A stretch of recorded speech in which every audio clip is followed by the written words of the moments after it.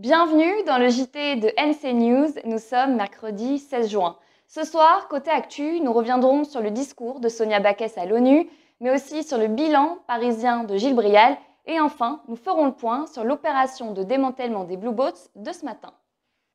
Direction New York et plus précisément au siège de l'ONU. C'est là-bas et à l'occasion de la session annuelle du comité de décolonisation que Sonia Backès a prononcé un long discours.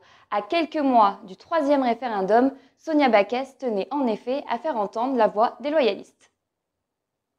La nuit dernière, pour nous à New York, la présidente de la province sud et chef des loyalistes s'est exprimée à l'ONU. Sonia Backès a pris la parole devant le comité de décolonisation des Nations Unies, comme pétitionnaire et au nom des non-indépendantistes, mais aussi et surtout en tant que calédonienne et française. Je suis une enfant de cette terre, je n'en ai pas d'autre. Comme pour beaucoup d'autres Calédoniens, la Calédonie c'est mon pays et je ne laisserai personne remettre en cause ma légitimité à m'exprimer ici, devant vous, au nom de tous ceux dont les racines multiples s'entremêlent sur cette terre calédonienne. L'histoire calédonienne est aussi singulière parce que la France a accepté, avec humilité, des mesures fortes depuis 30 ans pour prendre en compte ces parts d'ombre. Devant la commission de décolonisation, Sonia Backès a rappelé quelques évidences. La situation calédonienne ne ressemble aujourd'hui en rien à d'autres situations de décolonisation, a-t-elle déclaré. Il n'y a plus en Nouvelle-Calédonie une puissance administrante et un peuple colonisé. L'histoire calédonienne est plus complexe et sa situation probablement inédite. Elle ne se résume pas à la colonisation. Fin de citation. Mais on retiendra surtout de cette intervention à l'ONU ce qui a trait à l'inscription de la Nouvelle-Calédonie sur la liste des pays à décoloniser. C'est désormais notre avenir qu'il nous appartient de construire. L'avenir, c'est la fin de l'accord de Nouméa et la délicate problématique de la désinscription de la Nouvelle-Calédonie de la liste des territoires non autonomes. En décidant par 3 fois de manière libre et volontaire de rester intégrée à la France, la population calédonienne intéressée aura exercé son droit à l'autodétermination. Elle remplira ainsi les conditions pour être désinscrite de cette liste. Conviction, c'est que ce sera à nous, Calédoniens, de prendre en main notre destin en décidant nous-mêmes quand et comment doit continuer de s'exercer le droit à l'autodétermination. En conclusion, Sonia Backès a précisé à la Commission qu'avec les partenaires de l'accord de Nouméa et la population calédonienne, les loyalistes travailleraient à construire un projet d'avenir commun dans la paix et la fraternité. Nous avons appris ce mercredi la mort en métropole d'Yves Dassonville. Décédé à 73 ans des suites d'une longue maladie, Yves Dassonville avait été haut-commissaire de 2017 à 2010. On retient de son action le coup d'arrêt porté aux actions parfois violentes de certains syndicats, mais aussi la réussite d'un certain nombre de transferts de compétences, dont celui de l'enseignement. En 2014, Yves Dassonville avait fait partie, à la demande du Premier ministre Manuel Valls, de la mission d'écoute et de conseil sur l'avenir institutionnel de la Nouvelle-Calédonie.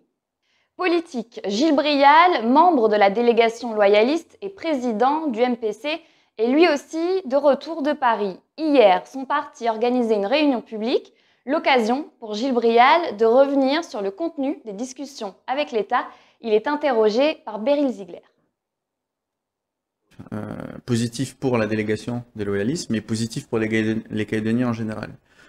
Positif parce qu'on ressort de cette séquence avec une date claire pour un référendum qui est rapide, mais pas que. On a également un échéancier de sortie de l'accord de Nouméa, où on a pu écrire des choses qui étaient évidentes, c'est-à-dire une consultation en 2023, soit qui mettra en place la nouvelle constitution de Kanaki si c'est le oui qui l'emporte, soit qui mettra en place les nouvelles institutions, le nouveau développement de la Nouvelle-Calédonie, puisque l'accord de Nouméa sera tombé. Et ce qui est important, c'est que ce soit les Calédoniens qui le valident. Et cette consultation, elle se fera dans le respect du résultat. C'est-à-dire que si c'est le non qui l'emporte, et c'est ce que je souhaite, et c'est pour ça qu'on va se battre sur les prochains mois, la consultation qu'il y aura en 2023, elle sera sur un projet d'une Nouvelle-Calédonie au sein de la République française. Comment on développe la Nouvelle-Calédonie. Donc ça, c'est l'aspect positif des choses pour les Calédoniens en général, parce qu'on leur donne des perspectives. C'est ce qui nous manquait ces dernières années. L'autre point très positif, c'est qu'il y a eu de nombreux échanges avec nos partenaires indépendantistes.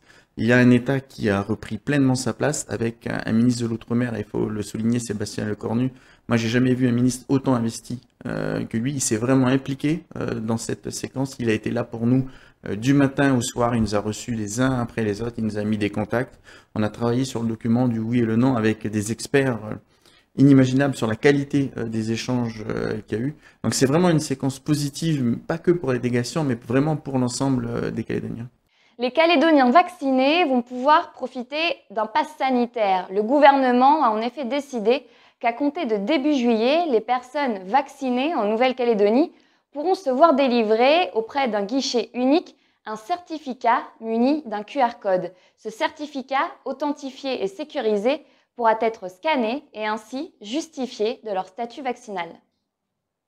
L'opération reste à chaque fois impressionnante. Ce matin, au port autonome, l'entreprise Royal Racy Boat a procédé au démantèlement de plusieurs Blue Boats. Découpe du navire, tri des déchets, l'opération de démantèlement suit un procédé technique millimétré. Reportage Adrien Moreau.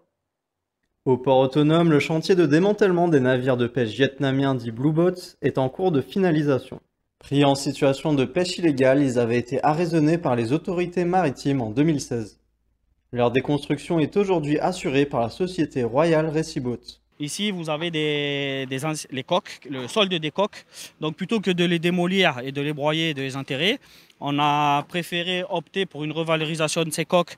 Donc nous, la société Royal Racy Boat, on en récupère 2 pour faire nos futurs bureaux et notre futur dock de stockage de pièces d'occasion.